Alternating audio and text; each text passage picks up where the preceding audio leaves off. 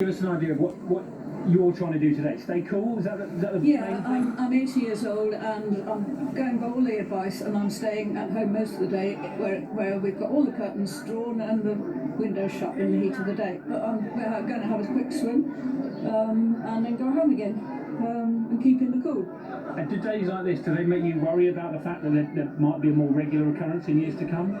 Yes, I worry about my grandchildren. What's the weather back in Germany like at the moment? Not quite as hot, but they say it's going to be just as hot in Germany tomorrow as it is here. So about 40 degrees centigrade. I don't know whether you have a weather obsession in Germany like we have here. We talk about the weather all the time. When it's cold, when it's hot, when it's not hot or cold. Is it the same in Germany?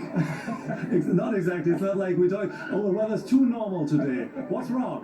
No, that's not what we do. It's just, well, at the moment, with the climate change and so on, everybody's saying, oh, it's too dry, we need to save water, and so, but not as a national pastime. We were supposed to be in Eastbourne today celebrating our sort of mini moon. We got married at the weekend, so yeah, we're enjoying being here. It would have been nice to be in Eastbourne, but all the trains have been cancelled because of the heat. So you're newlyweds? Yes. At this Cambridge Lido, what's it like? Oh yeah, brilliant. I mean, I've been swimming here since March, just about when the water's warm enough to get in. But yeah, it's lovely to be here on a lovely busy day. Wouldn't want to be anywhere else really. Got a lovely family here who have just come to the pool after school. Oleg, it's a funny old day to be this hot in the UK. How are you and the family coping? Well, I think we're coping quite well. It's nice and fresh here in the swimming pool. How are you coping? Well, at school, I sometimes get a wet towel and put it on my forehead or on my neck. Good thinking. And these ice creams, are they helping as well? Yes.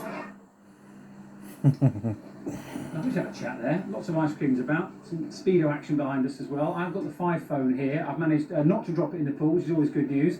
And thank you for all the thoughts today about the extreme weather. David from Cardiff says, yes, the heat wave is a problem, but we'll have to just get used to it like other people around the world. Shell from Chelmsford. Hello, Shell. I just burst into tears, she says, saying to myself that the world is coming to an end. She thinks it's very scary. Elaine's in Plymouth. Not enough is being discussed about what we can do regarding climate change. We've tried to do a bit of that today, Elaine. Nick from Holloway, the heat in my living room is 30 degrees. I don't believe any government really cares. Lindsay's in Essex. I really hope this wakes people up to climate change. Caris has also got in contact. I'm not worried about climate change, she says. I just hope the heat wave lasts until September, when she says she's on a cruise. Nando from Windsor, I wonder how Dubai, India and Iran cope with their high temperatures. Do they have these alerts as well? I've been out and about with a cat and lots of water. Good to see you taking care. And one more, Sam in Bedford. Myself and my partner can't get out of the shop because of the extreme heat. We're going to wait until later this evening. And that is basically following some of the advice out there about staying safe, about taking care.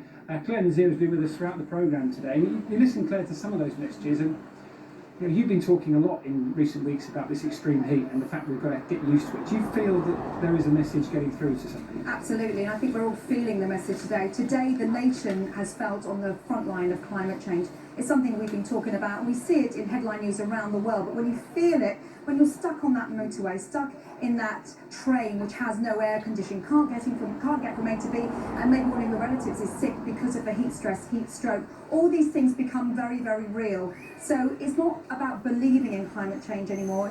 It's a reality. We're in clear and present danger. The science is out there. It's now how to adapt, how to cope with it, and how to future-proof our future for next generation, for the kids, our grandkids, etc. And there's loads of things we can do. We can all be empowered by this message.